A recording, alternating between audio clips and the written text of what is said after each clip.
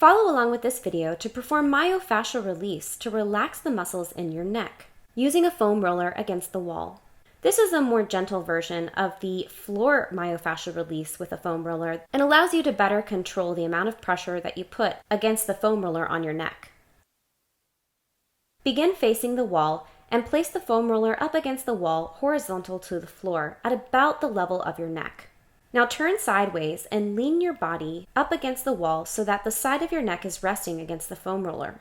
Now push away from your feet as you roll your body forward and back to massage and release tension in your neck. Perform between 5 and 10 repetitions before switching to the other side.